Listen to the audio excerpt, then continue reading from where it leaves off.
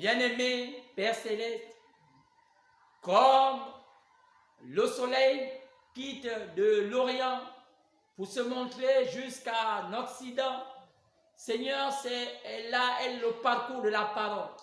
Seigneur, la parole a commencé de l'Orient, de l'Est, elle a traversé le Nord, donc l'Europe, jusqu'à se retrouver à l'Occident, l'Amérique.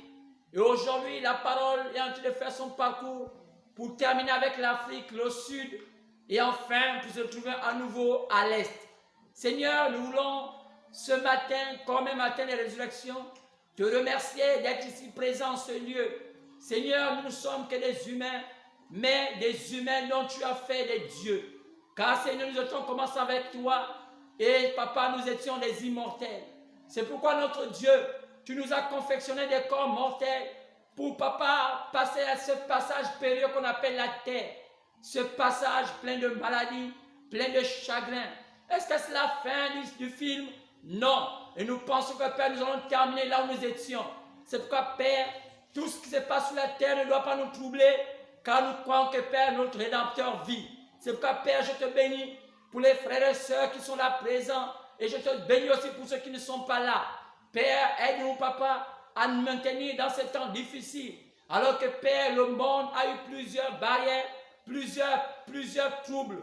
Passant, Papa, du choléra, Seigneur, la crise de 1929 et toutes ces choses qui se passent sur la terre. Et aujourd'hui, nous parlons du coronavirus. Seigneur, c'est là, Père, ne nous surprends pas, car tu nous avais déjà prédit ça d'avance. C'est pourquoi, Père, je te bénis pour tout ce que tu fais. Merci, papa, pour ton peuple d'Israël. Tu es ton papa, Seigneur, de tes enfants dans le monde entier et tes serviteurs qui sont derrière les pupitres en ce moment, en train d'apporter, papa, les oracles. Ou d'une manière spéciale. Laisse que papa, il puisse, papa, être, papa, au Seigneur Jésus-Christ, ou un papa de ton Esprit Saint.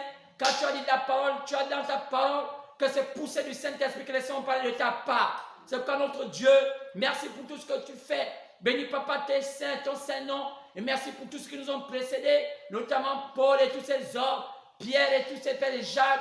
Oh Seigneur, et n'est pas compté, papa, John Wesley. Oh, tous ces hommes et William Branham. Seigneur, tous ces hommes, c'était des vrais ouins. Et Seigneur, nous croyons que Père, tu les as envoyés pour un but précis. Maintenant, Père, alors que Père, nous continuons, papa, la course, et les choses sont presque arrivées à la fin. Papa, ou d'une manière spéciale, pour que nous ne puissions pas tordre cela. Car Paul a dit que celui qui construit n'a qu'à faire attention. Car Seigneur, il y a plusieurs étapes de la construction. Il y a la construction avec des pierres, avec du chaume, avec tous ces genres de choses. Mais celui qui construit n'a qu'à faire attention à la partie où il construit, car il doit construire sur les mesures qui ont été tracées par le grand architecte lui-même. Dieu, le Seigneur Jésus de gloire. C'est pourquoi, Père, bénis ces moments. S'il y a un frère malade, une soeur malade, quel que soit là présentement ou bien qui me suit dans la vidéo, nous voulons simplement solliciter ta guérison dans le nom de Jésus. Et que, Père, tu as dit, voici mes accompagnements que l'on cru, attendons et chassons les démons. C'est pourquoi, Père, je proclame la guérison de ceux qui se sentent troublés, se sentent quelle que soit la manière de se sentir malade, que ce soit physique ou spirituel. Nous chassons ces démons, car chaque maladie est un démon dans le nom de Jésus. Merci pour tout ce que tu fais.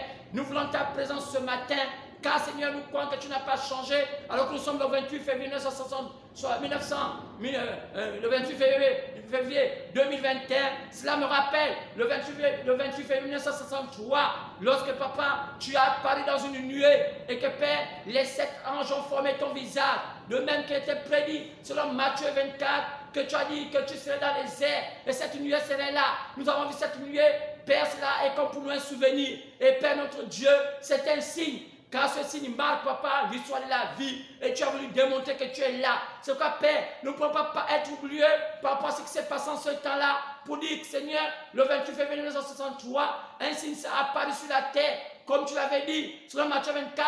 Père, et nous savons que Père, cela est clair. C'est ta parole accomplie. C'est pourquoi, Père, notre Dieu, nous voulons marcher sur les traces, papa, hors du temps où, papa, tu dois faire accomplir tes oracles. Merci encore, papa, pour ces moments. Bénis tes enfants. Merci pour la présence, papa, de Tout-Puissant, de la maman de notre bien-aimée sœur Doris, qu'on appelle la sœur Cécile. Laisse que, papa, tu puisses l'accompagner, qu'elle soit une femme, extraordinaire.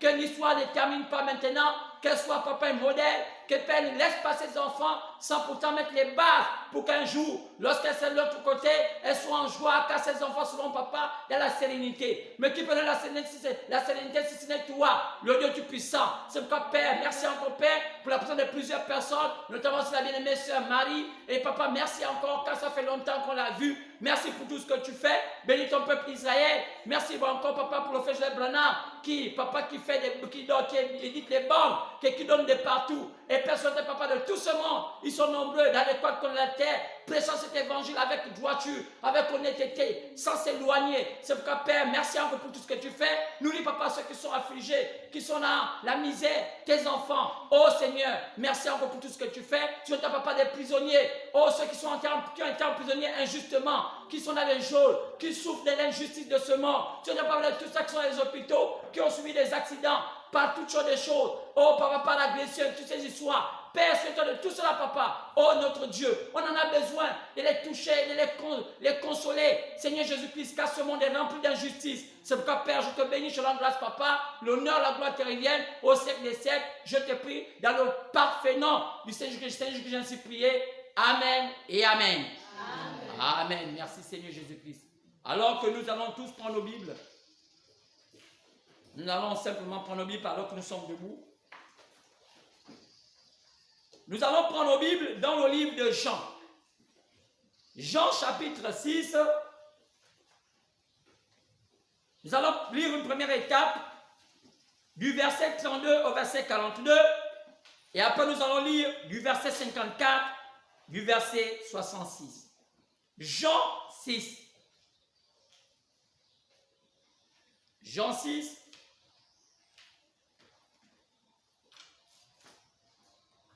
Jean chapitre 6, partant du verset 32 dans un premier temps. Lisons cette portion d'écriture. Jean 6, 32 à 42, après de 34 à 66.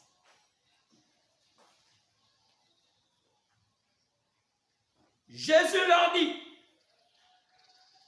en vérité, je vous le dis, Moïse ne vous a pas donné le pain du ciel, mais mon Père vous donne le vrai pain du ciel, car le pain de Dieu,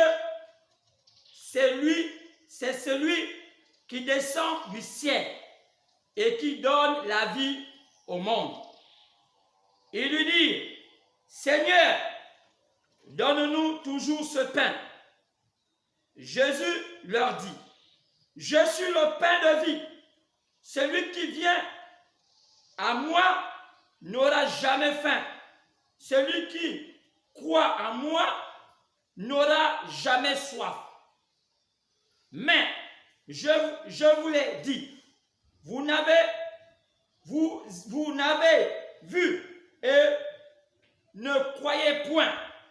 Tous ceux que le Père me donne viendront à moi, et je ne le mettrai pas dehors. Je ne mettrai pas dehors celui qui vient à moi, car je suis descendu du ciel pour faire non ma volonté, mais la volonté de celui qui m'a envoyé. Or, la volonté de celui qui m'a envoyé, c'est que je ne perde rien de tout ce qu'il m'a donné, mais que je le ressuscite au dernier jour. La volonté de mon Père, c'est que quiconque voit le Fils et croit en lui ait la vie éternelle. Et je le ressusciterai au dernier jour. Les Juifs murmuraient en son sujet parce qu'il avait dit, je suis le pain qui est descendu du ciel. Et il dit, n'est-ce pas là Jésus, le fils de Joseph, celui dont nous connaissons le père et la mère? Comment donc dit-il, je suis descendu du ciel? Alors nous allons sauter au verset 54 jusqu'au verset 66. Celui qui mange de ma chair et qui boit de mon sang a la vie éternelle. Et je le ressusciterai au dernier jour. Car ma chair est vraiment une nourriture et mon sang est vraiment un breuvage. Celui qui mange ma chair et qui boit mon sang demeure en moi et je demeure en lui. Comme le Père qui est vivant m'a envoyé et que je vis par le Père, ainsi celui qui me mange vivra par moi. C'est ici le pain qui est descendu du ciel. Il n'en est pas comme de vos pères qui ont mangé de la manne et qui sont morts. Celui qui mange ce pain vivra éternellement. Jésus dit ces choses dans la synagogue, enseignant en Capernaum. Plusieurs des disciples, après l'avoir entendu dire cette parole est dure. Qui peut l'écouter? Jésus, sachant en lui-même que ses disciples murmuraient à ce sujet, leur dit, cela vous scandalise-t-il? Et si vous voyez le Fils de l'homme monter où il était auparavant, c'est l'esprit qui vivifie. La chair sert de rien. Les paroles que je vous ai dites sont esprit et vie. Mais il y en a parmi vous quelques-uns qui ne croient point, car Jésus savait dès le commencement qui étaient ceux qui ne croyaient point et qui le livrerait. Et il ajouta, c'est pourquoi je vous le dis, que nul ne peut venir à moi si cela ne lui a été donné par le Père. Dès ce moment, plusieurs de ses disciples se retirèrent et n'allaient plus avec lui. Que le Seigneur ajoute les bénédictions à la lecture de sa parole dans le parfait nom du Seigneur Jésus-Christ ainsi prié. Amen. Alors, veuillez vous asseoir dans la présence du Seigneur. Après avoir lu ces deux séquences de la parole, parlant du Seigneur qui a pris la possibilité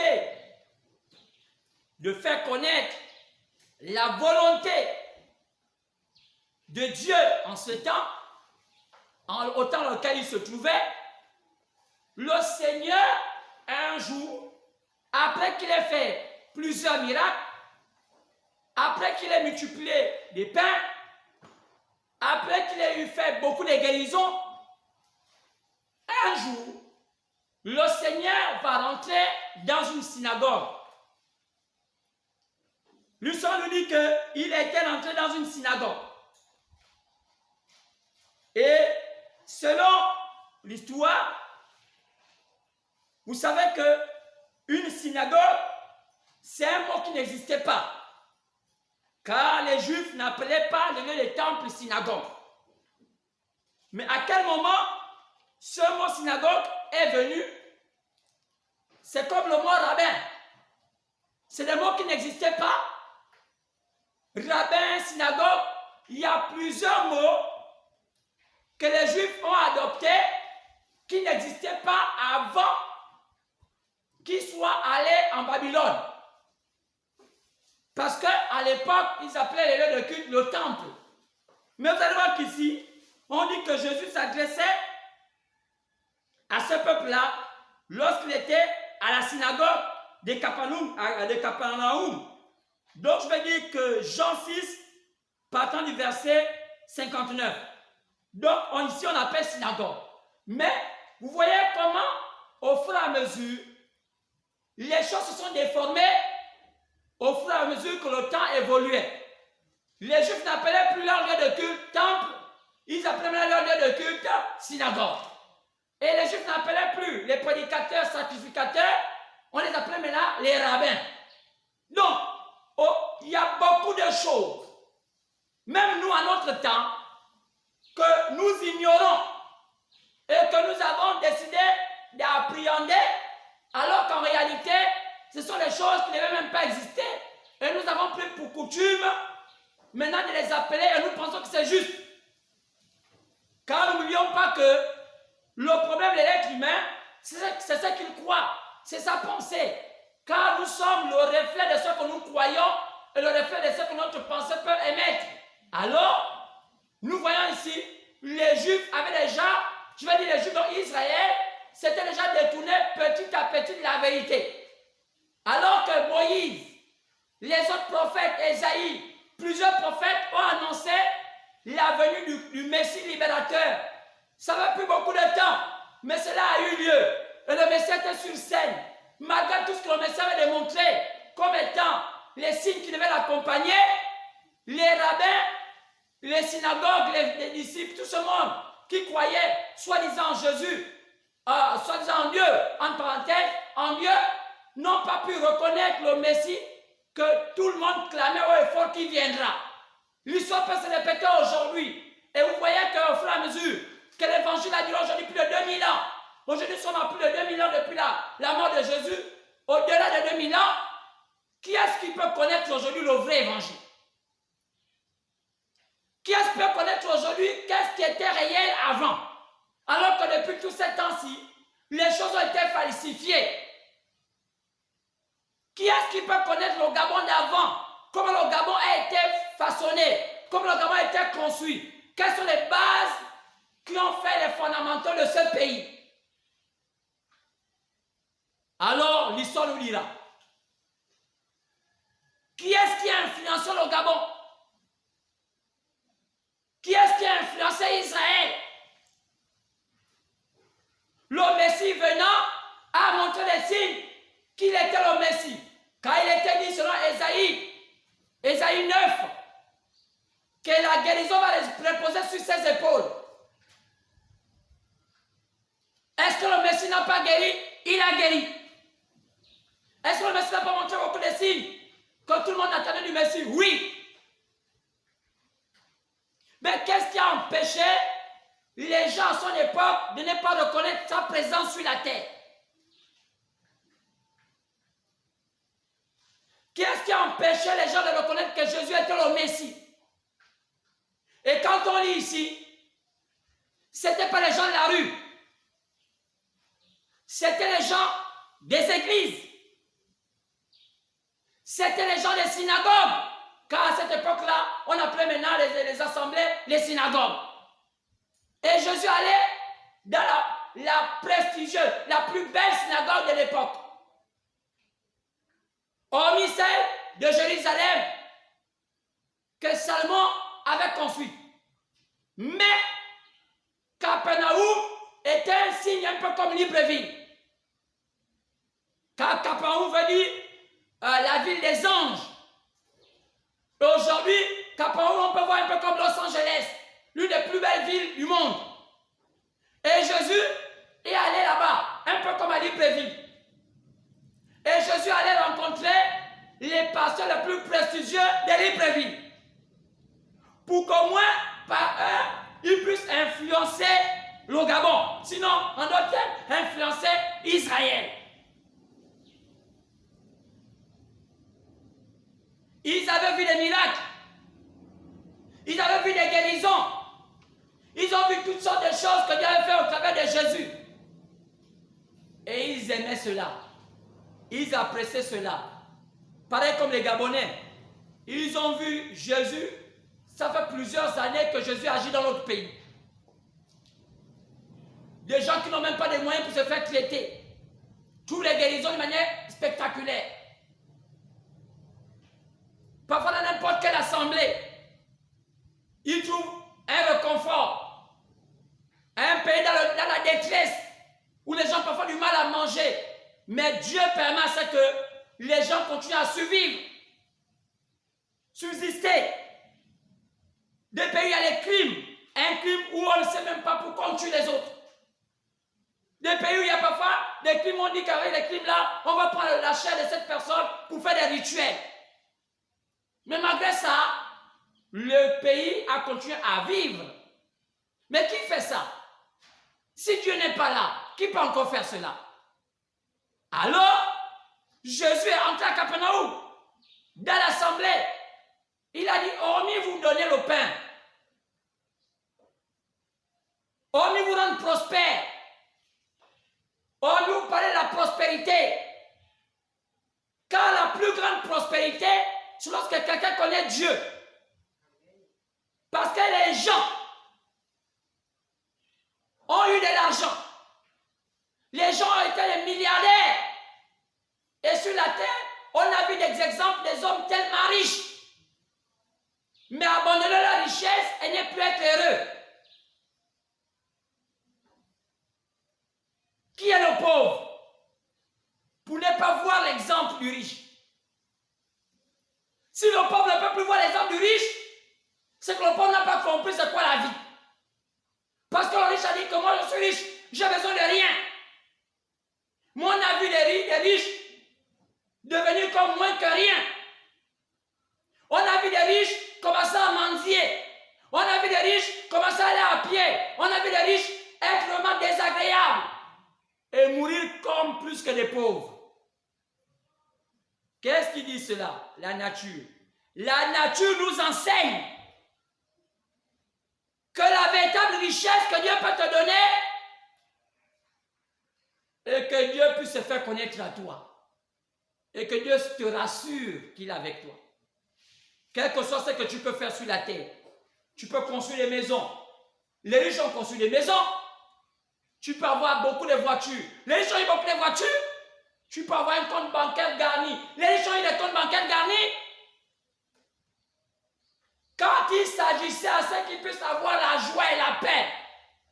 a dit, je veux démontrer que je suis Dieu. J'arrache de ma paix. Puisque le riche dit que tu n'as besoin de rien. Moi, j'arrache de ma paix. Et le riche a commencé à pleurer la paix. Pourquoi et comment il a pleuré la paix? Lorsqu'il était malade et que le Créateur dit, je ne te guéris pas. Le riche a pleuré. Le riche a maudit son argent. Pourquoi? Parce que l'argent du riche ne pouvait pas lui donner la paix. Amen. Le riche a maudit sa voiture. Pourquoi? Parce que lorsqu'il était sur le lit d'hôpital, il n'a pas eu le réconfort. Même la voiture ne pouvait même pas donner le réconfort. Il voulait en sortir. Le riche a maudit sa maison. Parce qu'en étant dans sa maison, il n'était pas en paix. Le riche a maudit tous les biens de la terre. On l'a mis dans l'avion, on l'a mis partout. On a donné tous les biens de la terre. Il les a détestés. Qu'est-ce qu'il voulait, le riche? Il voulait simplement la paix du Seigneur. Si le pauvre ne comprend plus cette leçon de la vie, c'est que l'homme pauvre est maudit à jamais. Amen. Pourquoi continuez-vous à rabâcher aux oreilles des pauvres la prospérité? Oh, tu vas voyager. Oh, tu vas marier un blanc. Oh non, tu vas être comme ça. Oh, tu vas avoir beaucoup d'argent. Le riche t'a démontré que ça ne donne pas la paix du cœur. C'est des accompagnements de la vie. Mais ça ne donne pas la paix du cœur. La paix du cœur vient du Seigneur. Donc être égoïste ne te sert plus à rien. Être avare, être mauvais, te battre avec quelqu'un pour un morceau de terre, te sert à rien. Car un jour tu vas laisser ça. Et quand tu vas laisser ça, personne ne va habiter là. Peut-être un jour des brigands. Et même des gens qui n'ont pas compris comment tu as souffert avec ça. Et viendront maudire l'effort de ta sueur. Pour te dire, qui est le riche? Le riche n'a pas pu rendre son foyer stable, malgré l'argent. Le riche était toujours insatisfait, avec plusieurs copines. Qui est le riche? Pourquoi voulez-vous continuer à donner de l'illusion aux gens, disant qu'il faut avoir assez d'argent, il faut avoir ceci, il faut avoir cela? Oh, la sécurité se trouve dans le Seigneur Jésus. Amen. Et Jésus est venu leur parler de cela. Quand on a eu tout à l'heure, ils ont dit non, on ne peut pas croire à ça. Ça fait des années, on ne croit pas à ça, on ne nous a pas dit ça. Comment tu veux nous enseigner que pour que nous ayons la vie éternelle, on doit manger ta chair, on doit boire ton sang? Mais c'était un message compliqué à quoi? On va manger ta chair. Ça fait depuis des années que nos pères ont dit que ne mangez pas la chair de quelqu'un. On a nos traditions. Nos traditions disent ne mangez pas la chair de quelqu'un. Nos traditions disent ne buvez pas du sang. Pourquoi tu me donnes dire maintenant que c'est ça Jésus? On t'aimait bien Jésus, tu nous prêchais un bon message. Tu multipliais les pains, tu guérissais les gens. Tu étais un homme bien. Mais à un moment, on écoute, ton évangile a changé. Comme ton évangile a changé, on ne pouvait plus suivre ton église, on pouvait retourner dans nos anciennes églises là-bas. Le rabbin est gentil. Le rabbin dit que tu amènes ton mouton, il paye. Il me donne l'argent. Jésus pouvait leur dire, mais quand tu es dans la difficulté, je m'en fous. J'attends la mort. Et aujourd'hui, l'homme est dans cette position. Je m'en fous, j'attends la mort. Alors, c'est l'histoire terrible de Jésus qui vient changer un message et un message qu'on n'écoutait pas. Et ce matin, c'est l'histoire de Jésus qui est en train de changer un message que les églises n'ont pas prêché. Et les gens se disent, mais ça c'est quel genre de message maintenant qu'on prêche alors qu'avant on ne prêchait pas comme ça? Parce que c'est un problème de dispensation. Chaque étape a besoin d'un certain combat. Chaque étape a besoin d'une certaine arme. Alors, bien-aimés, Ce thème de ce matin, je m'allais l'intituler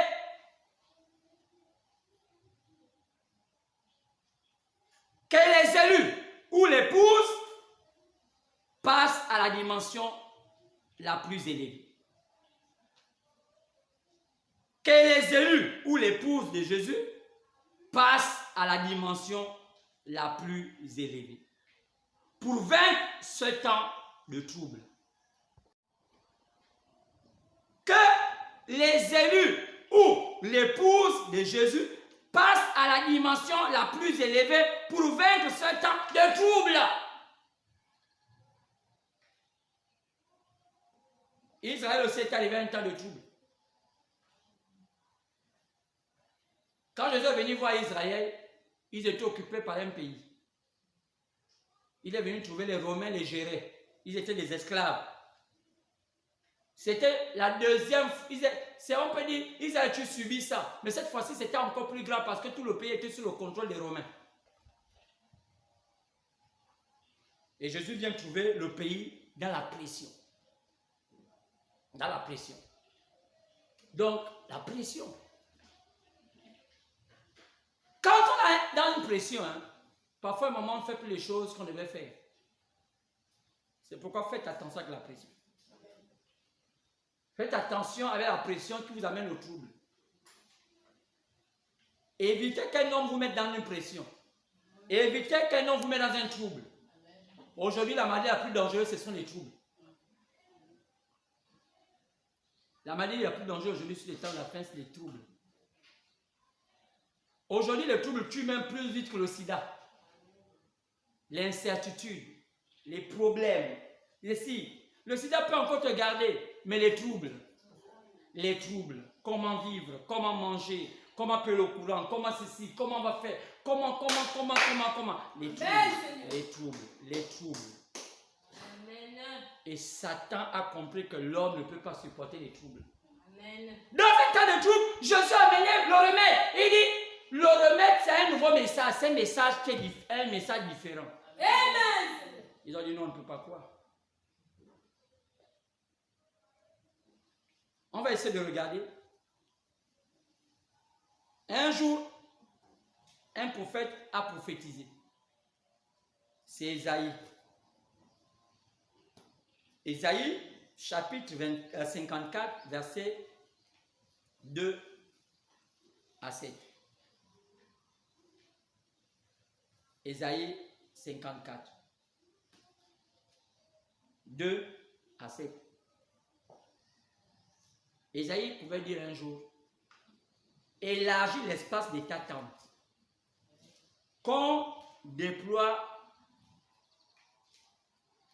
les couvertures de ta demeure. Pourquoi Ésaïe demanda à ce qu'on élargisse l'espace de la tente? Qu'est-ce que l'espace de la tente a à y voir avec ton personnage? C'est quoi l'attente de l'homme? Nous sommes à un temps difficile. Je vais quand même enlever ma veste. L'espace de ta tente. Isaïe dit élargis l'espace de ta tente. Ça veut dire que ta tente, c'est ton corps. Ton corps doit avoir assez de capacités d'écouter des choses qui vont te permettre de vaincre en ce temps. Et Isaïe nous disait élargis l'espace de ta tente. Élargis l'espace de ta tente. Donc, quand Isaïe disait qu'il faut élargir l'espace de sa tente, c'était une prophétie. Quand vous regardez bien Isaïe, quand il parle, on dit que Isaïe s'adresse à qui? Vous voyez Isaïe 54, partant du verset 2. Pour connaître à qui Isaïe s'adresse, il va vous dire ça dans... Il va vous dire ça, regardons Isaïe, partant du verset 4. Il dit, ne crains pas, car tu ne seras point confondu. Ne rougis pas, car tu ne seras pas déshonorer. Mais tu oublieras la honte de ta jeunesse. Et tu ne te souviendras plus de l'opprobre de ton veuvage. Car ton Créateur est ton époux. Ici, Ésaïe parle d'une épouse. Donc, il parle d'une catégorie de personnes. Et on ne sait que dans l'Ancien Testament, on ne parlait pas de l'épouse de Jésus, car Jésus n'était pas encore là. C'est dans le Nouveau Testament qu'on parle de l'épouse. Donc, ce message d'Ésaïe là était un avertissement sur ceux qui vont habiller la fonction de l'épouse. Et la fonction de l'épouse, c'est ce qu'on appelle les élus. Ésaïe ici a dit, il faut que les élus élargissent l'espace de leur temps. Ces temps seront difficiles. Quand vous lisez tout ça, Ésaïe 54, partant du verset 2 au verset 7, vous allez comprendre la nécessité qu'Ésaïe parlait aux gens qui avaient une spécificité. C'est des gens qu'on va appeler l'épouse de Jésus. Que dit Jésus? Au chapitre 24 de Matthieu, partant du verset 21. Jésus dit, dans les derniers temps, il y aurait tellement la détresse difficile à vivre. Matthieu 24, verset 21. Car alors la détresse sera si grande qu'il n'y en a point eu de pareil depuis que le monde a commencé. Jésus ne parlait pas de son temps. Il parlait du temps où les temps seront plus que difficiles.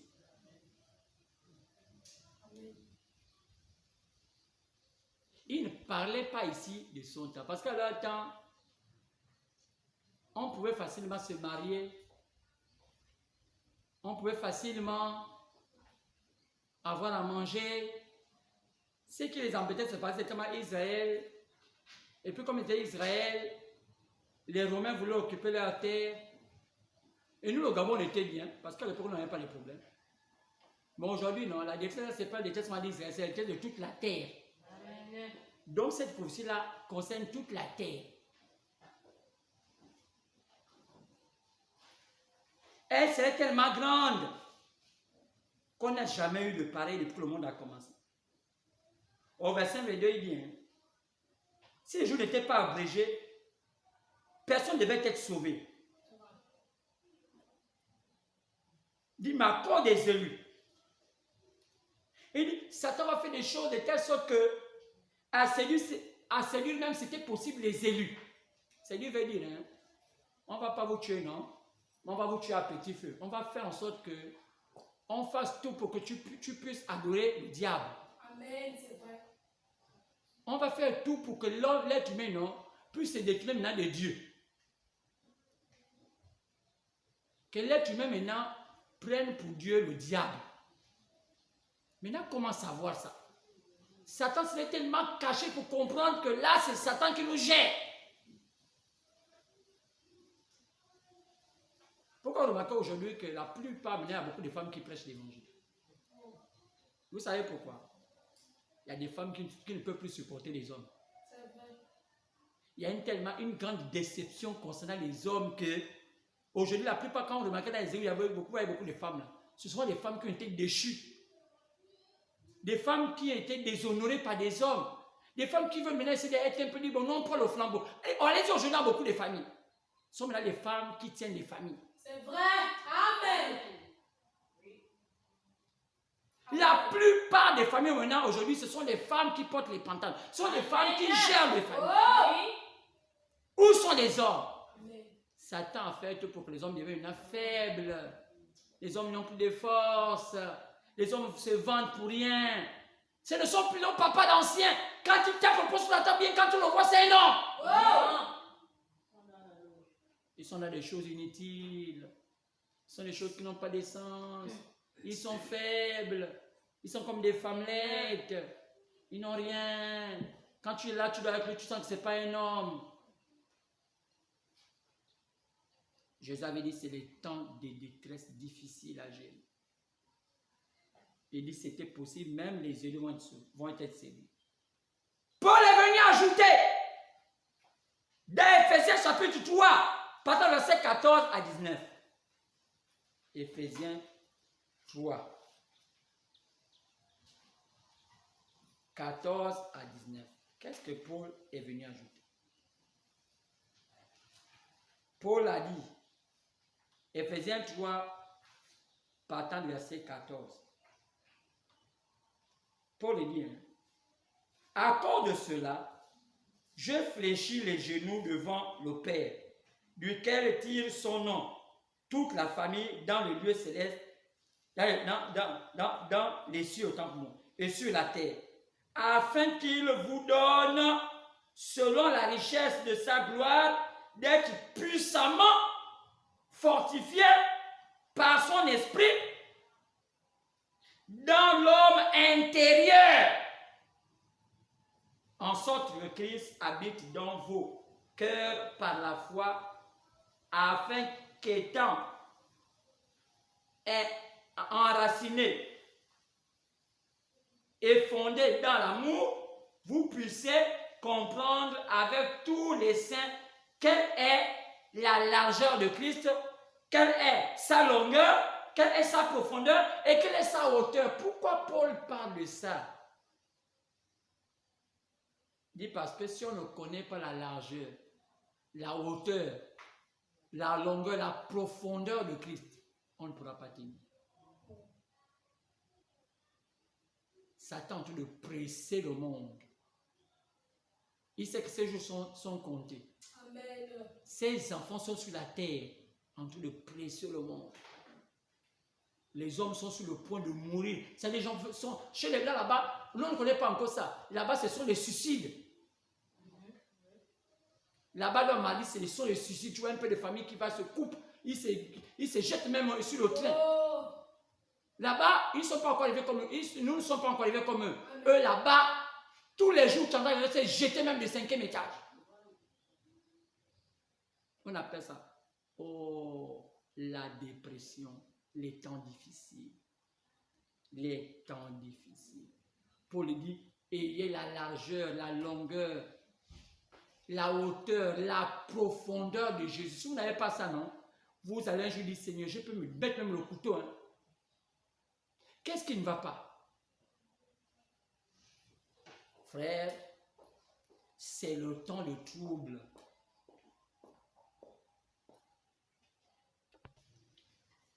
Alors,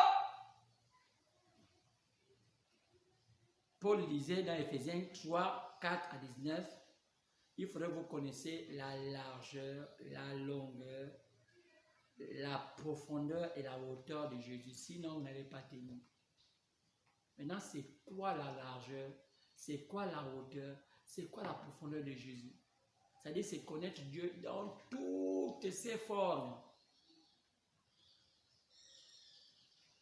Vous allez voir que la plupart des Gabonais, quand on parle de la loge, en d'autres termes, quand on parle de la franc-maçonnerie, ils ne savent pas exactement de quoi il s'agit.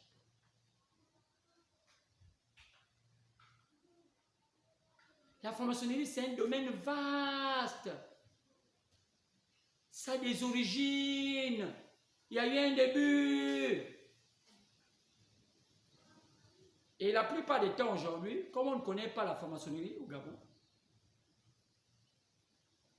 quand on part dans les églises, les pasteurs vont vous dire que c'est à cause de la franc-maçonnerie que le monde va mal. C'est un peu pareil comme lorsqu'on était dans les villages. Il y a des gens qui ne connaissaient pas le multi, ils ne connaissaient pas tout ce que les Ngangas faisaient. On disait que les Ngangas sont tellement puissants. Et nous qui étions initiés, on riait parce qu'on savait que les gens ne savaient pas ce qu'ils parlaient.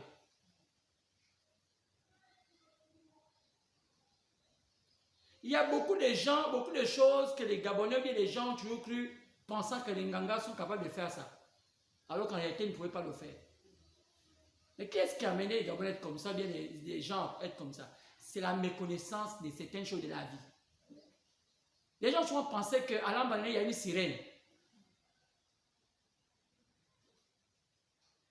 Quand vous allez à Lambaréné, on peut dire que 90% des gens qui vivent à Lambaréné croient qu'il y a une sirène dans l'Ogoué. Pourquoi ils croient qu'il y a une sirène dans l'Ogoué? C'est parce qu'ils ne connaissent pas. Ils vivent dans un monde qu'ils ne maîtrisent pas. Quand vous partez à Mouila, on vous dit que non, il y a une sirène. Quand vous partez à Fougamou, on vous dit qu'il y a une sirène. Quand vous partez dans certains endroits du Gabon, on va vous dire que le diable est là. On t'a tapé le diable. Et quand on fouille, en réalité, c'est du mensonge. Amen. La sirène n'a jamais existé. Ni à Lambaréné, ni à Mouila, ni à Fougamou. On entretient les gens dans le mensonge. Et le mensonge crée la peur. Et la peur crée les troubles. Et c'est là le problème aujourd'hui avec beaucoup de nos pays africains. On vit dans une chose que nous ne maîtrisons pas. Mais si aujourd'hui, Dieu te fait grâce de maîtriser cela, que tes troubles cessent. Vis, va en paix, dors, mange. La sirène n'existe pas.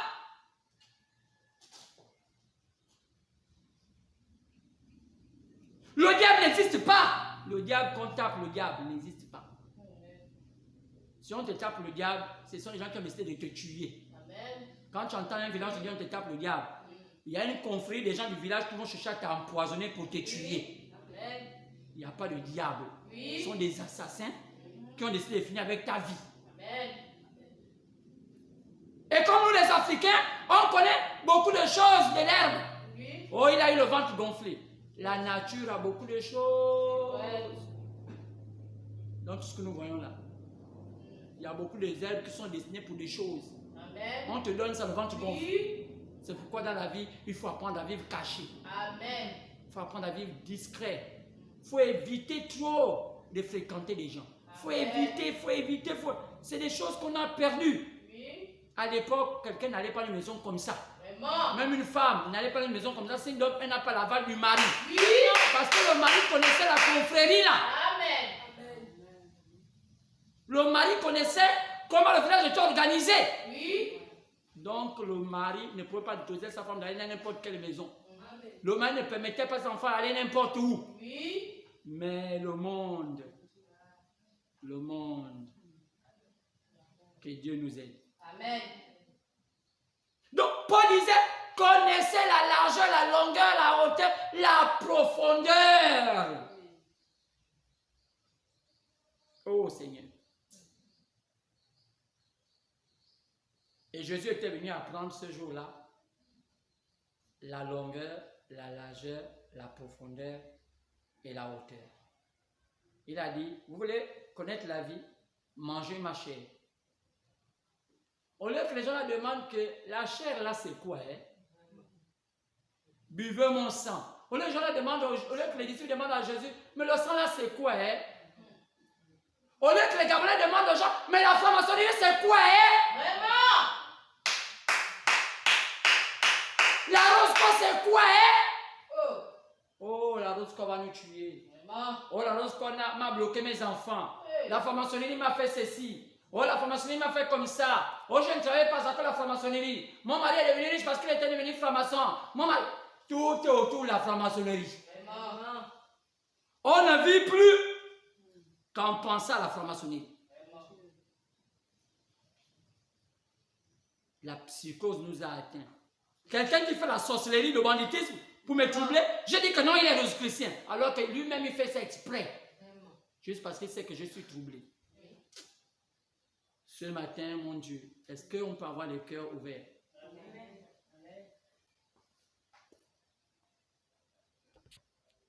Donc, quand Paul a parlé de la largeur, la hauteur et la profondeur, il va encore ajouter quelque chose dans 1 Corinthiens. 1 Corinthiens 2. Écoutez ce que Paul va vous dire. 1 Corinthiens 2, partant verset 6. Verset 6 au verset 16. Il dit, cependant, c'est une sagesse que nous prêchons que parmi les parfaits. Donc la profondeur, la largeur, la hauteur, toutes ces choses-là ne sont que prêchées que chez les gens à qui Dieu avait destiné à être parfait. Les gens que Dieu avait destiné à être comme Dieu. Amen. Ce n'est pas prêcher à n'importe qui. Sinon quelqu'un ne peut pas comprendre ça. Sagesse qui n'est pas de ce siècle, ni des chefs de ce siècle, qui vont être anéantis. Nous prêchons la sagesse de Dieu, mystérieuse et cachée, que Dieu, avant les siècles, avait destinée pour notre gloire. Amen. Sagesse qu'aucun des chefs de ce siècle, même le président, ne connaît pas. Même la Rose qu'on ne connaît pas, même la Française ne connaît pas. Au verset 9. Mais comme il est écrit, ce sont des choses que l'œil n'a pas vues, que l'oreille n'a pas entendues, qui sont jamais passées, montées même au cœur de l'être humain. Des choses que vous allez dire, est-ce que ça c'est la parole de Dieu?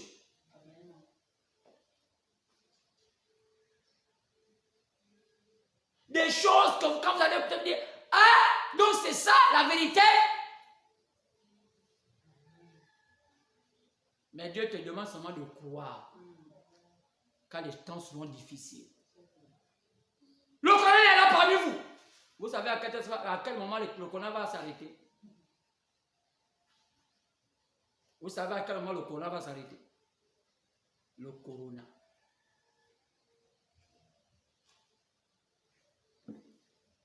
Le corona. Alors, je disais, je parlais de 1 Corinthiens chapitre 2, partant du verset 6 à 16. Paul dit, c'est des choses que l'œil n'a point vues, l'oreille n'a point entendues, ne sont jamais passées dans la tête de quelqu'un. Pourquoi il le dit?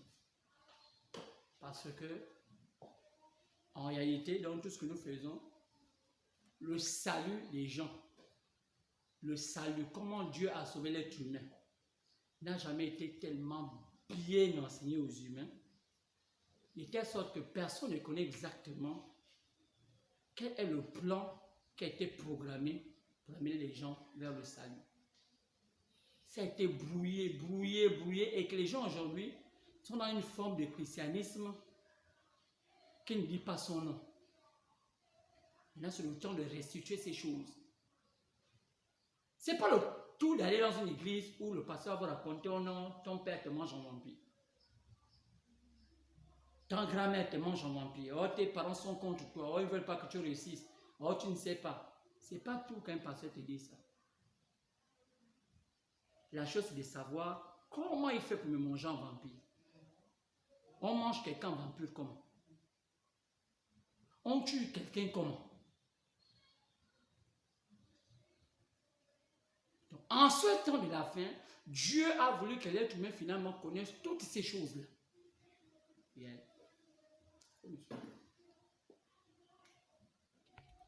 J'ai dit que chaque fois je coupe. C'est vraiment ça. Là maintenant. Alors je disais que Paul pouvait dire dans Actes, plutôt dans 1 Corinthiens chapitre 2, partant verset 6 à 16, que c'est des choses que l'œil n'a jamais vues, l'oreille n'a jamais entendues. Pourquoi Paul disait ça? Parce que en ce temps de la fin, Dieu a programmé un message pour pouvoir éclairer l'humanité à connaître toutes les profondeurs que Dieu avait cachées à l'humain concernant ce monde qui va marcher dans les ténèbres. Maintenant, les gens des ténèbres font tout pour que les gens ne puissent pas connaître qu'est-ce que Dieu a envoyé en ce temps de la fin pour mieux connaître sa volonté. C'est là où la guerre maintenant se passe entre le monde des ténèbres et le monde de la lumière. Le monde des ténèbres ne veut pas que les humains puissent avoir accès à la plénitude de la vérité.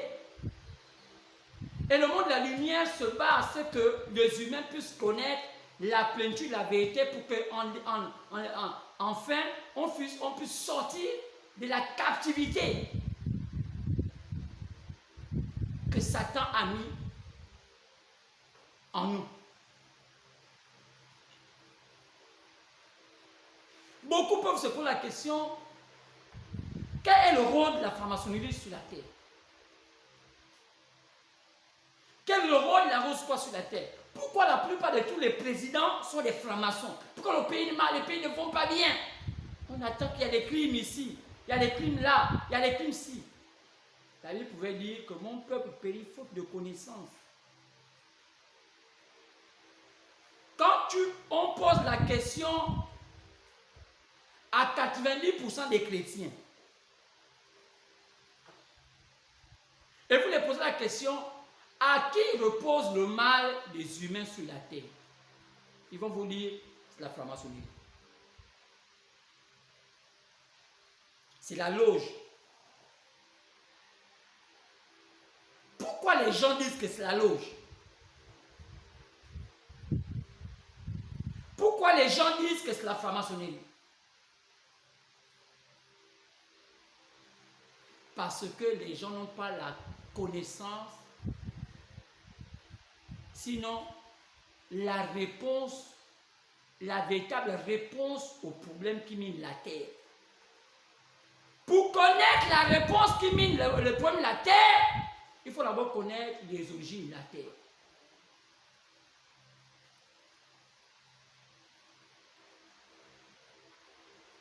À l'époque, vous avez remarqué que les pays comme le Gabon, comme on n'était pas tellement évolué dans la pensée, nos enfants n'apprenaient pas la médecine. Peu des enfants gabonais aimaient faire la branche de la médecine. Pourquoi? Parce que nos parents étant sous-développés, on se disait que la médecine, c'est une branche où on tue les gens. Parce qu'il y avait la méconnaissance, savoir, on va aller venir étudier comment on commande le ventre de quelqu'un. On va te dire que la médecine, là-bas, on ouvre le ventre de quelqu'un. Chez nous, c'était un sacrilège d'ouvrir le ventre de quelqu'un. Le ventre de quelqu'un. Il y a de cela des milliers d'années, les autres ouvraient déjà le ventre depuis des années. Quelqu'un qui fait la médecine, il faut qu'il soit sorcier. Parce que ouvrir le ventre de quelqu'un va être sorcier, alors que non. Beaucoup ont compris ça, ont évolué. Maintenant, les pays comme le Gabon, on doit comprendre que on va maintenant désormais cohabiter, vivre avec les francs-maçons. Et que si un pasteur, je te dis que ton père est franc-maçon, quand tu meurs, tu ne vis pas bien, c'est qu'il n'a pas compris le temps. N'oubliez plus que vos enfants qui font des grandes études aujourd'hui vont finir par être des francs-maçons. C'est une condition sine qua non. Pourquoi? Ça ne veut pas dire qu'ils vont adorer le diable. C'est comme quand on parle avec la médecine. Parce que c'est aujourd'hui maintenant que nous, les Gabonais, on commence à comprendre que la franc-maçonnerie est au cœur de chaque être humain aujourd'hui sur la terre et ceux qui occupent des grandes fonctions. Si toi tu dis à ton fils, parce que tu pries, parce que tu as pris une certaine église, bien tu crois en un certain Jésus, et que si tu apprends ton patron te dire, tu vas avoir un poste, il faut assister à une réunion de franc-maçonnerie, vaut mieux mourir de faim, tu mourras de faim. Pourquoi tu mourras de faim? C'est un problème de méconnaissance de la vie. C'est l'ignorance qui amène qu'on soit comme vous voyez aujourd'hui. Je vais vous surprendre. Toutes les grandes personnalités depuis au temps de Léon Mba jusqu'à aujourd'hui qui occupaient les grandes fonctions au Gabon étaient des francs-maçons.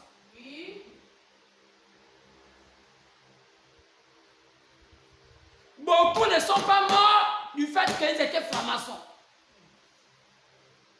D'autres sont morts par une vie que tellement ils ont eu l'argent les a saoulés. Ils ont commencé à faire des choses qu'ils ne devaient pas faire. Ils ont eu des cancers. Ils ont eu le sida. Et ils ont fini par accuser la franc-maçonnerie qui leur a donné le sida. Alors que non.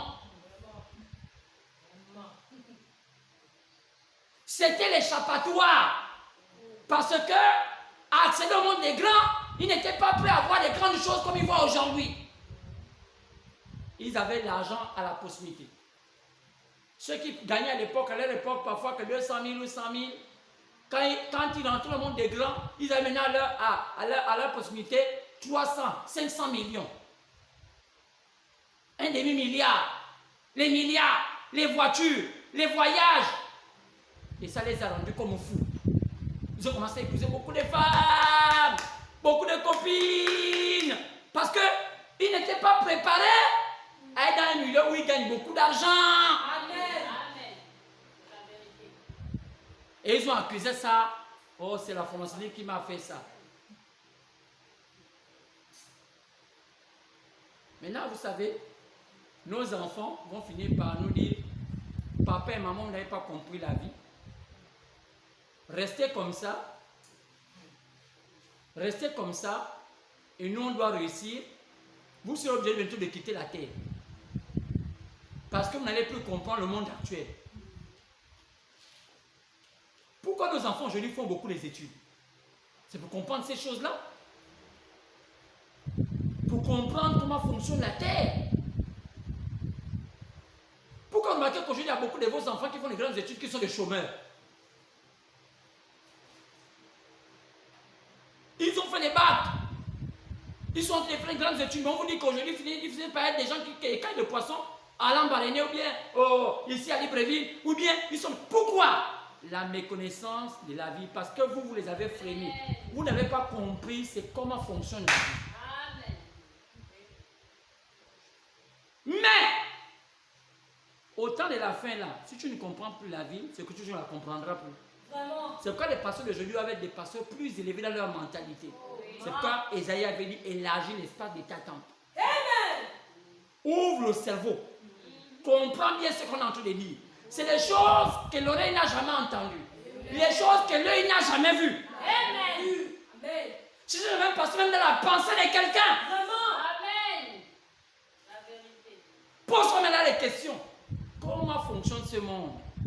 C'est quoi ce monde? Beaucoup de nos parents disent, oh non, ma soeur, si tu ne te maries pas, c'est parce qu'en réalité, le grand-père t'a tapé le diable. Si tu n'as pas ceci, c'est parce que normalement au village, on t'a jeté un fusil nocturne. Parfois, ta petite fille ne se marie pas parce qu'elle a pris les habitudes parfois d'une tante qui était à côté là. Son travail, c'était boire. Son travail, c'était insulter le mari au foyer. Elle a passé son temps à regarder la tante qui insultait le mari au foyer. Sur une tante qui n'aimait pas supporter le foyer, elle les met debout. Et ton enfant passe son temps à regarder la tante là. Elle a dit que ça, c'est mon modèle. Maintenant, au moment où elle doit maintenant se marier, elle veut maintenant imiter son modèle. Ça, c'est incompatible au foyer. Non. C'est la rose qui t'empêche de se marier. Qui est-ce qui ne va pas? La méconnaissance du temps. Le temps actuel n'est pas comme le temps passé. Au temps passé, on t'est marié avec 100 000. Aujourd'hui, nos enfants deviennent maintenant des projets. Si toi tu as échoué, ton enfant ne doit pas échouer. Si toi tu n'étais rien, ton enfant ne doit pas être rien. Si toi tu n'es rien en tant que moi, ton enfant doit être rien. Elle doit réussir obligatoire. Nous, aujourd'hui, un enfant devient comme une entreprise. Si tu ne comprends pas qu'un enfant c'est une entreprise, que tu perds ton temps. Ceux qui ont compris ça, ils ont commencé dans les théories. Aujourd'hui, ils ont terminé dans les barrières. Ils ont fait leur projet. Ceux qui ont compris ça, les enfants sont en train de les acheter des cartons de poulet. Quand il y a les problèmes de corona, eux sont en train de manger. Ceux qui ont compris ça, ils ont dit non, qualité de beau-fils là, il ne va pas nous aider, pardon. Cherche une autre qualité. On ne veut pas acheter. Avant, on était dans les problèmes. Lui, il avait encore nous acheter des problèmes.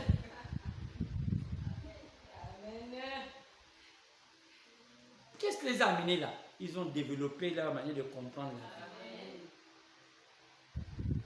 vie. Ceux qui sont arrivés, vous voyez aujourd'hui, qui viennent aujourd'hui, ce sont ceux qui disent, hein, nous on ne croit pas à la sirène. Ouais. Oui, oui. Vous imaginez, notre président dit, bon, on croit à la sirène. Vraiment. Un jour, on a dit, monsieur le président, vous n'allez pas arriver à Ndende. À Ndende, là-bas, c'est compliqué. C'est 9 routes. Votre avion ne va pas atterrir. L'hélicoptère va voir que le noir. Ali Bongo a pris son hélicoptère. Il est arrivé à Ndende, il a atterri. Amen. Tous ceux qui avaient fait 9 routes, ils n'ont pas fait les 9 routes. Oui. Si c'était à notre époque, ou bien à l'époque où on croit en 9 routes, c'est sûr que celui qui est là au pouvoir devait parler là parce qu'il y a 9 routes. Oui. Il y avait un Mungwanga qui était venu danser devant le président Ali. À l'époque, nous tous on croyait que le Mungwanga là, ce sont des parents qui sont morts, qui viennent du cimetière, qui viennent danser. On peut dire, ce sont les fantômes. On avait oublié que le Mungwanga, c'est un homme qu'on a attaché 2 pieds, perché sur 2 bâtons. Amen. Et qui... Donc, le monde a évolué. C'est la vérité. Les pensées des hommes ont changé. Arrivé là-bas en Ndende, pour accueillir le président, ils ont pris le Mungwanga. Ils ont fait danser le coco devant le président de Mungwanga. La secrétaire du président a dit aux gens de Mungwanga, reculez le Mungwanga du président. Et bien pour nous, Ndende, on pensait qu'il faut faire peur pour que le président pense que nous aussi, on ne joue pas avec ça. Le Mungwanga est parti danser le coco encore devant le président. Ils ont dit, reculez le Mungwanga. Les gens de Ndende ont dit, oh, Ali ne connaît pas. Nous, avec le Ndende et le Mungwanga, la sécurité a pris le Mungwanga. On a soulevé les 2 pieds de Mungwanga. On l'a amené, on allait jeter à la poubelle. Jusqu'à ce que le Mungwanga avait mal au dos. Le Mungwanga n'est plus jamais revenu. Finalement, on a fini par comprendre que le Mungwanga avait eu mal au dos. Il s'est déshabillé, il dit, oh, moi je ne veux plus danser le président, vous savez que c'est tout. Donc, frère, qu'est-ce qui fait ça? Les choses ont changé. À l'Ambaréné, il y a eu un concours de Mukukwe. C'est Dieu qui nous enseigne. Il faut traverser le Goué en dansant. Les Gallois sont déjà habitués à faire la pêche. La plupart des hommes qui dansent dans le Mukukwe, les Gallois, c'est un pêcheur. Il connaît bien plonger, il peut nager, il est vers là-bas. Tu vois un enfant qui ne connaît pas pêcher. Tu vas danser dans la quartier de Mukukwe des Gallois. Les femmes ont leur grand temps. Avec une grosse caisse comme ça, qui pèse. Il faut maintenant danser sur l'eau. Quand ils ont vu les Gallois danser sur l'eau, alors qu'il y avait quelqu'un qui était costaud, qui est sous l'eau et qui attrape, qui a une planche, qui met ça sur la tête comme ça, et le Mukukwe, les Gallois là dansent sur la planche là, on ne voit pas l'eau, on ne voit pas la planche, on voit seulement l'eau. On pense qu'il flotte sur l'eau. Ah! Il flotte, hein. Non, là, il est puissant, quoi. Non, tu as vu comme le Mukukwe flotte dans l'eau? Les femmes n'ont pas compris que non, il y avait un Gallois qui était sous l'eau, qui avait mis la planche. Et l'autre dansait là, ils étaient déjà habitués à entraîner même. Le femme dit que non, moi, comme moi, la chose que je vais faire, je plonge dans l'eau, je vais aussi danser sur l'eau. Il s'est noyé. On a fini par chercher dans tout le long du Goué, le cadavre de Mukukwe. Depuis quand on n'a jamais vu un cadavre de Mukukwe? Bon, frère, tout ça, c'est Dieu qui nous enseigne pour nous faire comprendre que on a trop vécu dans le mensonge. Et on cesse de trop se mentir.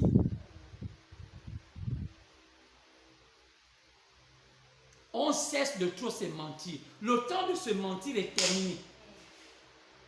Si tu vas vivre bizarre, hein, toi-même tu vas être bizarre.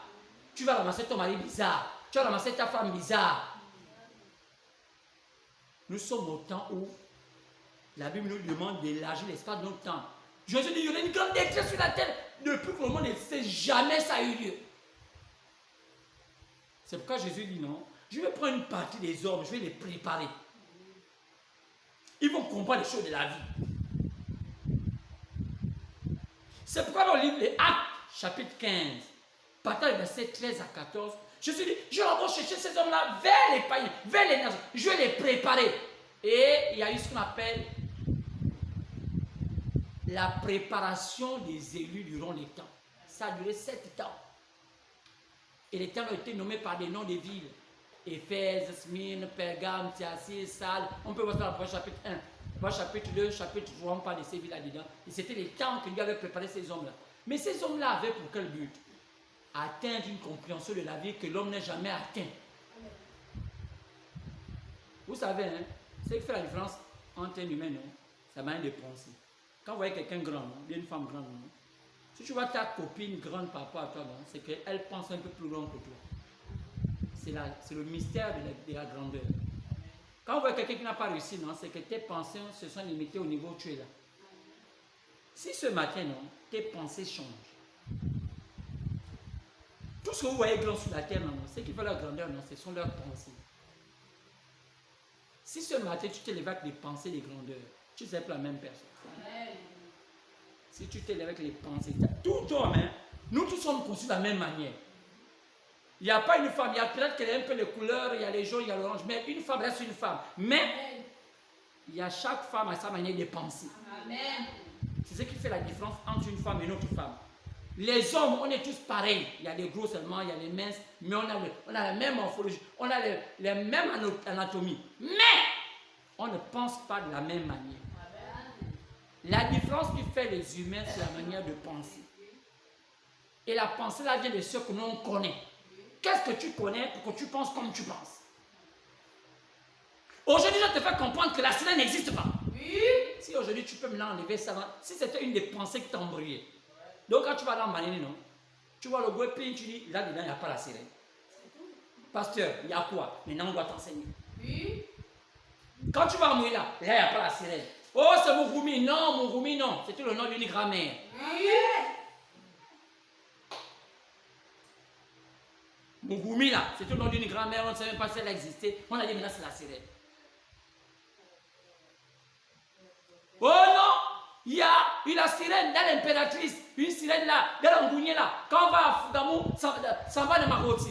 Ça là, ce sont les contes de fées que les grands-mamans et nos grands-papas nous ont raconté pour nous faire comprendre que tout ça c'était juste pour nous embrouiller la vie et rendre la vie mystérieuse. Mais, pasteur, qu'est-ce qui existe dans ce genre de choses? C'est quoi le mystère d'une chute? C'est quoi la chute? Qu'est-ce qu'il y a dans le bouée? Est-ce qu'il y a des poissons qui ressemblent aux humains? Est-ce que, frère, quand tu as affranchi de tout ça, sœur, tu ne vois plus les choses de la même manière. Y a-t-il un groupe qui ne seront jamais affranchis? Et c'est ceux-là qui restent toujours des hommes des ténèbres. Amen. Mais toi, tu es déjà évolué. C'est ce qui va se passer au 21e siècle aujourd'hui. Seuls les évolués vont vivre. Le corona va tuer beaucoup de gens. C'est pas seulement le corona du fait de la maladie. Et le corona de la misère. Le corona n'est pas voir le riz. Toi-même, tu tombes dans le corona parce qu'il te manque le riz.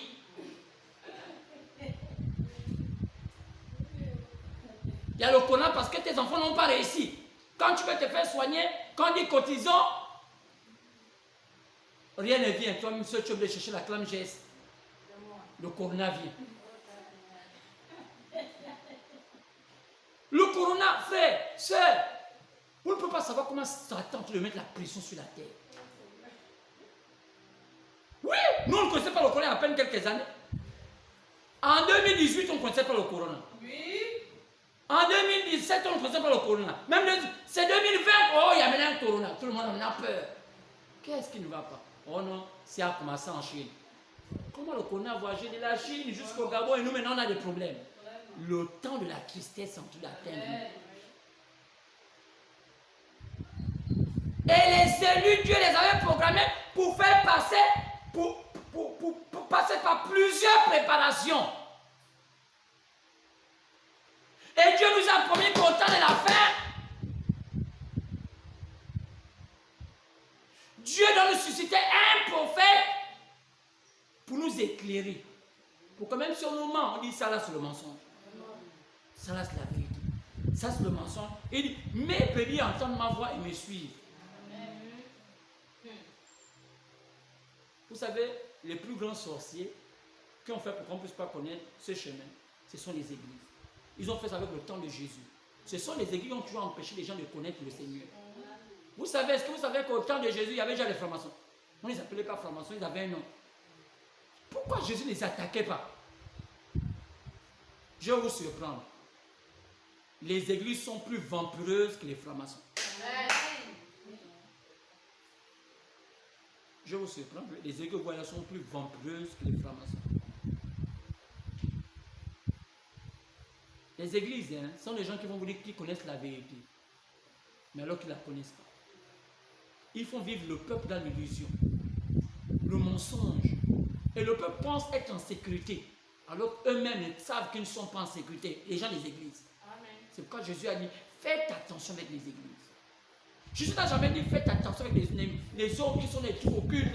Non, frère, c'est comme l'inganga. Quand tu vois l'inganga là, au village, avec la peau de moussingi, comme on l'appelle civette là. Parfois, l'inganga, il ne peut que vous bouffer parce que vous êtes dans l'ignorance. Oui. Mais en fait, lui-même, il n'est rien. Mais c'est l'ignorance qui fait qu'il puisse bouffer au milieu de vous. Mais si tu découvres l'inganga, donc tu deviens son ami. Tout ce qu'il bouffe là, il te donne aussi une partie. Amen. Tous ceux qui ont souvent découvert l'inganga finissent par être des amis de l'inganga. L'inganga partage le butin. Oui. Mais dès que tu connais l'inganga ne vaut plus rien. C'est le temps actuel. Alors, on est arrivé à un temps où j'intitule le message que les élus ou l'épouse passent à une dimension plus élevée pour vaincre ce temps de trouble. Il faut une autre dimension pour vaincre ce temps difficile. C'est un temps où on peut avoir un peu de la nostalgie pour l'autre. Mais ce n'est plus facile d'être quelqu'un qui est maboule, tu ne vas jamais réussir.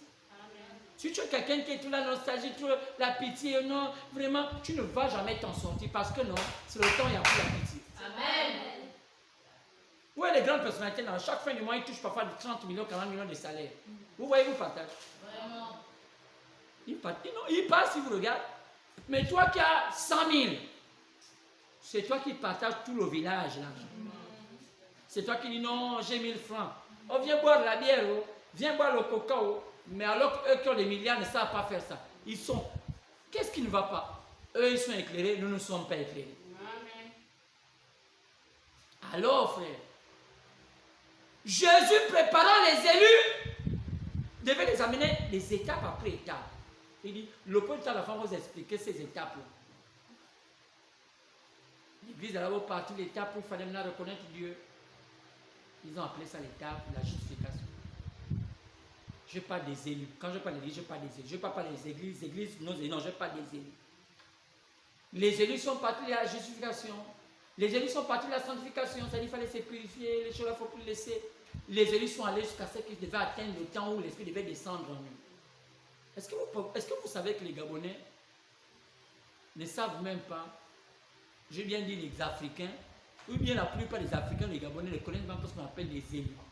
Ils ne savent même pas c'est quoi les élus. Ils ne savent même pas ce qu'on appelle l'étape de la justification, l'étape de la sanctification, l'étape de l'esprit. Est-ce que vous ne savez même pas qu'il y a des choses que nous au Gabon ignorons qui fait qu'aujourd'hui au Gabon nous sommes comme nous sommes là. Que si on n'était pas ignorants, on n'allait pas être là où nous sommes. Et c'est fait exprès que les hommes du gouvernement ou les hommes qui gèrent notre pays laissent notre pays dans l'ignorance pour qu'ils ne puissent pas accéder à certaines choses, pour qu'eux aussi on puisse manger avec eux. Le rôle de l'Église du Seigneur, c'est d'éclairer ses enfants pour qu'on sorte de l'ignorance, qu'on sorte des moments. C'est pourquoi Jésus disait, et lâche l'espace de t'attendre. Jésus disait, mange mon sang, bois mon sang, mange ma chair. Mais c'est trop long. Qu'est-ce que tu veux nous dire là? Il dit, celui qui ne fait pas ça n'a pas la vie éternelle. Jésus est en train de faire quoi? Jésus est en train de préparer un message qui va faire accéder l'homme dans les niveaux les plus élevés. Ce matin, si tu comprends cela, tu vas maintenant commencer à comprendre qu'est-ce qu'on doit faire, à quel niveau nous sommes arrivés. Quelle étape les élus doivent traverser pour arriver au bonheur. Les seules personnes à qui Dieu a donné tous les secrets pour qu'on puisse atteindre le bonheur, ce sont les vrais chrétiens. C'est pourquoi les vrais chrétiens n'ont pas peur des francs-maçons. Les vrais chrétiens ne jalousent pas les francs-maçons. Au contraire, les francs-maçons ont beaucoup de l'estime des vrais chrétiens. On dit, ah, pourquoi ils sont comme ça? Qui les a donné la force là? Comment ils connaissent des choses que nous-mêmes on les a cachées? C'est comme dans un village. Tu vas à un village, tu vas voir des gens qui sont initiés. Et l'ombre. Il y a l'ombre. Il y a beaucoup d'initiations pour les villages. Pourquoi les hommes initiés sont les hommes qui sont un peu les plus malins? Parce qu'ils détiennent certaines choses que les gens qui ne sont pas initiés ne détiennent pas. Pourquoi vous avez remarqué que les femmes initiées, à l'époque, sont celles qui détenaient le mariage? Ils tenaient plus le mariage par rapport aux femmes qui n'étaient pas initiées. Les estimations montrent qu'au temps passé, les femmes qui étaient initiées gardaient le mariage plus que ceux qui n'étaient pas initiés. Parce que dans le mariage, non, il y a des hauts et des bas. Il y a beaucoup de choses qui se passent. Les hommes qu'on a là ne sont pas nos parents. Quand tu es marié avec quelqu'un, non, il n'est pas ton mari, il n'est pas ton parent. Quand tu es marié avec une femme, elle n'est pas ta parent. Tu ne connais pas l'esprit qu'il peut amener dans ta maison. Tu ne connais pas l'esprit qu'elle peut amener dans ta maison. Tu ne sais pas comment ses parents l'ont fabriqué. Tu ne sais pas comment tout cela. Maintenant, que faisait l'initiation? L'initiation t'a amené à maîtriser l'esprit de ton mari. Parce que parfois ton mari est venu avec le clan de son père. Il te dit que le clan de son père, c'est ce qui donne le bonheur. D'autres sont amenés des petits trucs qu'on attachait. Oh, ça là, je travaille, quand je travaille, les blancs vont me regarder. Et la femme va faire tout ça. Il faut que toi, tu aies la capacité de pouvoir supporter ce qu'il amène là. Et tout ce qu'il va toujours faire pour dire comment le blanc va me regarder alors que parfois ce n'est pas vrai. Mais comment tu devais avoir ça sans t'inquiéter? Il fallait être initié. Parfois tu épouses une femme, on te dit que non, elle a des choses qu'elle doit faire. Elle est partie au foyer, elle a des choses qu'elle doit faire. Comment toi, l'homme, tu peux maintenir cette femme-là? Je ne connaissais pas comment maîtriser les choses qu'elle devait faire là, qu'elle amène dans son foyer, dans sa maison, dans sa famille. Il fallait être initié. C'est ce que fait le christianisme, c'est ce que fait le Seigneur. Comment on peut vivre sur une terre comme ça sans connaître exactement comment elle fonctionne? On a vu qu'on a dit, on m'a raconté, on m'a dit, on doit connaître aujourd'hui pourquoi ça, pourquoi ça, pourquoi ci, pourquoi ça, pourquoi ça. Sinon, on ne va pas s'en sortir. On ne va pas s'en sortir. Les temps sont tellement difficiles. Il y a trop de troubles, il y a trop de hauts et bas que même si tu es à la maison, tu sens comment la pression, la vie rentre dans la maison. Tu dis aïe. Aïe. Alors, ce matin, j'aimerais te faire comprendre que l'Église Dieu vivant, les élus ont eu une étape. Ils ont marché étape après étape. Après, ils sont arrivés à une étape qu'on appelle l'étape où l'Esprit de Dieu devait descendre. En quel temps? L'histoire nous dit que la lumière est partie depuis l'Orient. Ça a traversé tous les continents jusqu'en Afrique. Nous qui ne connaissons pas le christianisme, on commence à reconnaître le christianisme. Ah bon? Nous, on ne connaissait pas le christianisme. Ça ne nous intéressait pas. Toi, quand tu étais initié, tu avais une protection. Mais un jour, on a commencé à dire, il y a aussi le christianisme. Ah bon? Ça existe? Oui. On a laissé ces choses, nos traditions, pour entrer dans le christianisme. Mais parfois, on n'a pas compris de quel christianisme il fallait s'embarquer. Ce qu'on connaissait comme christianisme, c'était le catholique. Et quand on a regardé les catholiques, même nos papas et maman, quand ils ont regardé, ils ont dit, ah, ça là, on dirait que c'est pareil comme ce qu'on a toujours fait dans notre tradition. Parce que quand on regarde un homme qui est vraiment initié, quand il est dans une église catholique, une cathédrale catholique, il voit comme tout ce qu'il faisait même dans les traditions. Pourquoi? Parce que là-dedans, les catholiques, vous allez voir, il y a les torches indigènes, qu'ils appellent l'encens. Tu entends, il y a les clochettes, on fait dans notre tradition. C'est pourquoi les catholiques n'ont jamais aidé nos parents. Les catholiques n'ont jamais permis à ce que nos parents sortent de notre tradition. C'est quoi un ganga peut faire? Il danse le biti le samedi, ou bien il danse le lombo le samedi, ou bien le djembe, ou bien tout ce qu'elle fait. Et le dimanche, elle a l'église.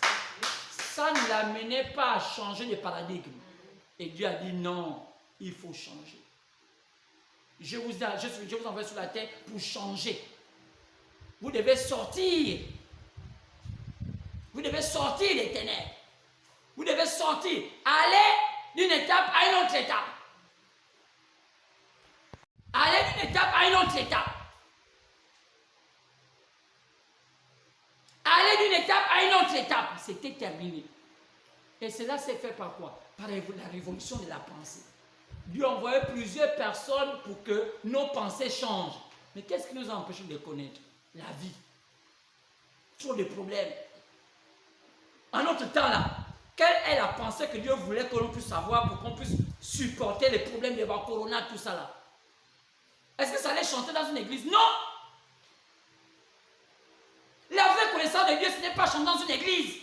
C'est pas faire l'ambiance. Oh non, moi je ne fais pas pour nous. Nous on danse comme ça. Nous c'est le d'ici là. On fait comme ça. Nous sommes les ennemis. Oh mais Jésus est là. Non! Nous sommes au terrain, chanter, tu peux chanter, chanter, chanter jusqu'à danser. Les problèmes viennent te trouver, tu leur portes. Quelle est la vraie pensée que Dieu veut de nous pour qu'on puisse affronter ce monde de trouble?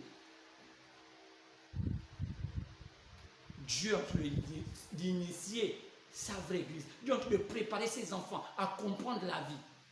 Alors Dieu a dit, sortez de tous les systèmes des églises. Je ne veux même plus travailler avec eux. Parce que quand on les regarde, c'est sale.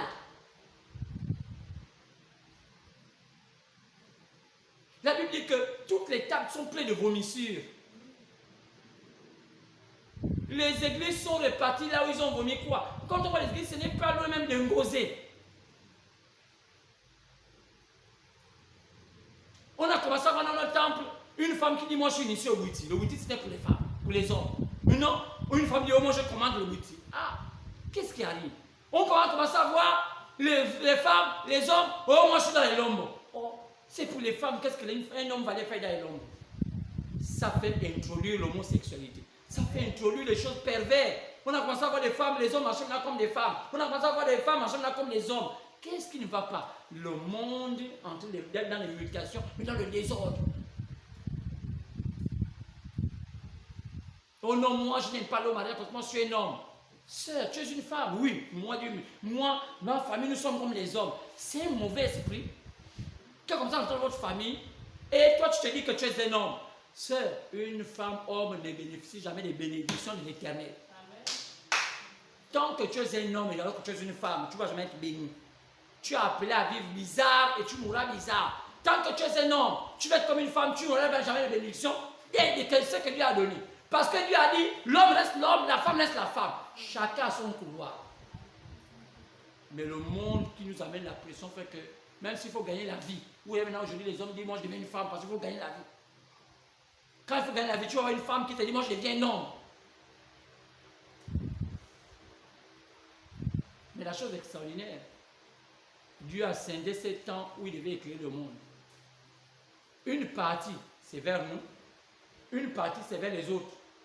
D'où je vous ai montré ici qu'il y a 3 peuples.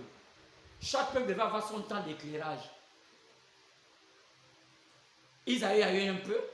Dieu a dit, je veux laisser encore un peu à la fin. Après, il dit, allez d'abord vers les païens qu'on appelle les nations. Nous, Dieu est venu vers nous. Mais il est prévu que quand il vient vers nous, dans un temps, après il finit et puis il va maintenant tenir le pétacle qu'il a laissé avec Israël. Même nous, on ne sait même pas à quel temps Dieu est avec nous. Est-ce que Dieu encore est avec nous? Ou bien si notre temps entier est totalement fini? Et que si notre temps est fini, on doit rentrer totalement dans les ténèbres. Il n'y aurait plus rien, il n'y aurait plus espoir. Mais je vous dis, je vais vous surprendre que notre temps est pratiquement fini. Que chez nous, là, le Gabon, là, l'Afrique, là, il n'y aurait plus d'espoir. C'est seulement sauve qui peut.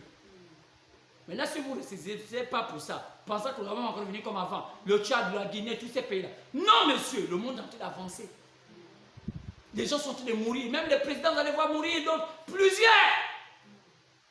Je peux avoir une vision, la fois il y a à peine, je crois, hier, sur le Gabon. Dieu me montrait quelqu'un de grand dans notre pays qui doit partir. Quelqu'un qui est sur le point de quitter le Gabon. De grand qui doit quitter notre pays. Quand je parle de quitter, c'est la mort. Quoi? Les temps sont difficiles. Ce n'est pas seulement chez les pauvres, même chez les riches. On ne comprend plus la vie. Alors, frère, quel temps sommes-nous? On a vu l'élection aux États-Unis. Nous tous on dit, oh non, on veut l'élection, on veut gagner le pouvoir, on veut mettre le pouvoir. On a compris que donc même l'élection, les Américains ont dit que vous pensez que c'est vous qui mettez les gens au pouvoir. Même nous aux États-Unis, l'élection c'est un système qui prépare et non il met président. Toi vous pouvez, frère, si déjà les Américains chez eux, c'est un système qui met les gens présidents. Nous on va faire comment? Donc il y a des choses qu'il faut accepter. Pour dire que nous on ne peut pas inventer la roue. Donc tu ne peux pas envoyer ton fils dire va te battre parce que moi je veux tel au pouvoir. Même les Américains qui ont la grande démocratie, eux-mêmes ils mettent les gens qui veulent au pouvoir. Maintenant c'est nous au Gabon qu'on va mettre n'importe qui, les gens qu'on veut au pouvoir. Non, jamais. c'est un système que nous-mêmes nous ne maîtrisons pas. Si les Américains eux-mêmes ne maîtrisent pas ça, c'est nous qui allons maîtriser ça. Donc, voilà, ça pas longtemps, on a encore vu nos enfants aller se faire tuer pour rien. Oh, faites les casseroles, boudez, on va changer le pouvoir. On vous dit que même en Amérique, eux ne changent rien. C'est vous qui allez changer. En France, Macron qui bat Hollande, depuis quand on peut battre Hollande, Macron qui était un petit enfant. Frère, qu'est-ce que le monde devient? Le monde devient perdu. Nous sommes à un temps difficile. Nous sommes à un temps, il faut comprendre ce monde. Tu entends aujourd'hui qu'un homme, oh non, moi, je n'ai pas un mari. Non, sœur. Non, frère. Un homme comme Macron, est-ce qu'il a un enfant? Non. Le mariage, c'est plus une sorte d'enfant. Oh, je ne te donne pas un enfant, tu ne vas pas. Non, ma soeur, c'est fini ça. Le temps est terminé. Le mariage ne veut plus dire bébé. Le mariage, ça veut dire vivre heureuse. Ne m'amène pas ma vie vite. Tu vas mourir, tu meurs seul. Tu vas mourir, tu meurs seul. Ne m'amène pas dans le monde. Non, ma soeur. On va boire les cassettes. Moi, je ne bois pas. Non. Les temps sont difficiles. Déjà, si les temps sont difficiles, si mon amant, je bois 3 casiers de bière, le cerveau va tourner comment? Et les problèmes, et les casiers de bière. Donc, frère, nous sommes un temps prudent. Qu'est-ce qui se passe? Les temps, nous sommes dans les derniers temps.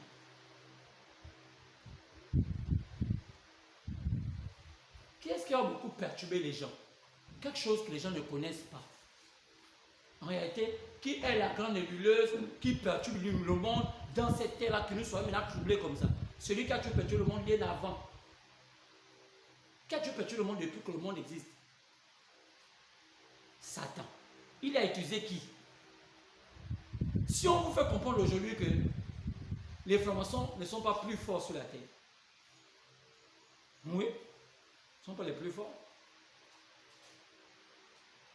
Si on vous fait comprendre que c'est un système religieux qui commande la terre. Toute la terre est commandée par un système religieux. Mais qui ne dit pas son nom. Aujourd'hui, si on vous fait comprendre que c'est un système religieux qui détient tout l'argent du monde. Même qui prête au Gabon, qui prête à tous les pays, sont eux qui ont toute la banque de la terre comme ça entre leurs mains. Qui prête même aux francs-maçons. C'est pourquoi Jésus disait qu'il a agissé l'espace de votre temps. Isaïe disait il a agissé l'espace de votre temps. Jésus disait que celui qui ne mange pas de ma chair, ne boit pas mon sang, ne va pas voir pas. Il faut bien comprendre les profondeurs de Dieu. Ce monde ne peut plus s'ériger. Nous sommes en train d'aller tout droit. À quel temps vivons-nous? La Bible dit que nous vivons au temps où ce qui va maintenant troubler l'homme, c'est la maladie. La Bible appelle ça le temps de l'âge du cheval pâle. Après chapitre 6. Tout maintenant c'est fait par des maladies. Les bombes d'aujourd'hui, on ne fait plus les bombes comme avant. Les bombes, on va tuer le Gabon, oh, boum. Les bombes d'aujourd'hui, c'est les bombes. Hein. Même dans l'air, on pompe un peu plus. Le Gabon est mort. Donc aujourd'hui, pourquoi vous voyez aujourd'hui on fait ma corona, on bandé le nez? Frère, soeur, c'est le temps de l'hygiène. Le temps de. C'est-à-dire que quelqu'un peut venir dans votre maison, il pompe même tout de suite. Vous mourrez là. Nous sommes au temps, il faut tellement être prudent. Quelqu'un n'importe quoi dans ta maison. Quelqu'un peut pas. Sœur, c'est le temps qui exige comme ça. Si tu veux mettre des ordonnées, tu peux le dessiner en ce temps-ci. Le poison n'est plus un poison comme avant, facilement. Non, le poison est rapide, même par le ventre, tu meurs.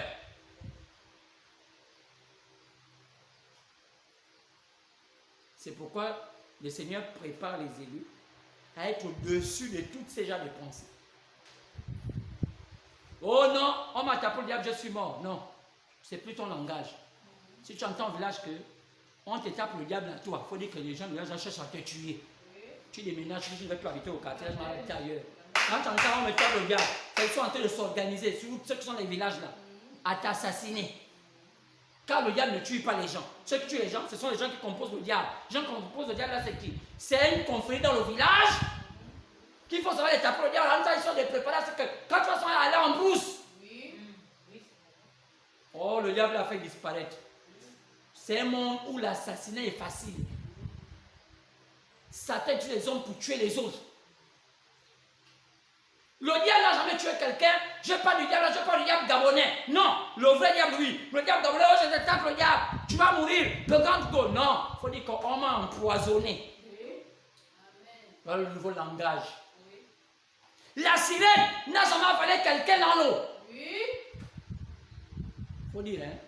Il y a deux choses qui peuvent te tuer dans l'eau. Soit il y a des poissons qui, de même que nous on les mange, ils peuvent nous manger. Il y a des poissons dans l'eau. De même que nous on les mange, eux aussi peuvent nous manger. C'est normal. Il y a aussi les gens qui ont décidé que tuer quelqu'un, c'est le mettre dans l'eau. On le noie. Et on dit que non, la sirène l'a avalé. Si tu me dis encore non, parce que là-bas, tu vas là. Non, oh, la sirène a avalé deux enfants au goût. Non, on dit que soit c'est des poissons qui les ont mangés, soit ce sont des humains qui les ont noyés dans l'eau. Là, tu comprends que bon, si c'est des poissons, moi, mais j'étais dans l'eau là-bas, ça va régler mon compte. Si aussi je m'amuse à jouer, à aller me laver à 22 heures à l'eau, il y a aussi des gens qu'on appelle les sirènes de l'eau, qui sont des humains comme moi, qui attendent mon problème, me tirer dans l'eau, me noyer, on dit que c'est la sirène. Amen. Tes pensées commencent à comprendre comment fonctionne la vie. Oh non! Mon mari m'a pris mon slip et il a laissé la formation d'élite. C'est pourquoi aujourd'hui je n'ai plus la chance. Tu dis non, ce n'est pas ça. Mon mari sait que moi, hein, je crois que si on ne met pas mon slip, ma chance est finie. Mais moi, depuis que le pasteur m'a prêché, depuis qu'on m'a prêché, on m'a fait comprendre que mon slip qu'on prend là, c'est quelqu'un qui pense que le slip peut me nuire. C'est lui qui veut prendre mes slip, il n'a qu'à prendre même sans slip. Moi, ce que je sais que mon cerveau là, mon slip ne peut pas être noyé. Tu peux prendre mon slip, même si c'est en période des règles, comme on disait au temps passé. Ça ne peut pas m'empêcher de réussir dans ce que Dieu m'a dit de réussir. J'avance. Donc, même si je vois mon maillage avec le slip comme ça à la main, tu dis, tu vas recombien les slips. Mon cerveau ne doit pas être perturbé parce que c'est le temps d'être perturbé. Il attend seulement que je sois perturbé. Dès que je suis perturbé, je suis sa viande. C'est le temps où on ne peut plus permettre à quelqu'un de te perturber. Quelque chose qui va dire. Tu as entendu qu'on a coupé quelqu'un le cou? Ah bon, oui. Le cou là, on l'a coupé comment? Ah, d'accord. Ah, c'est comment le cou s'est passé? Non. Ça ne te fait pas peur. Quoi? Tu veux que je sois perturbé? Vraiment. On m'a déjà dit à l'église, hein, c'est le temps de ne plus être perturbé. Oh là-bas, on a assassiné une femme, on a ouvert le ventre.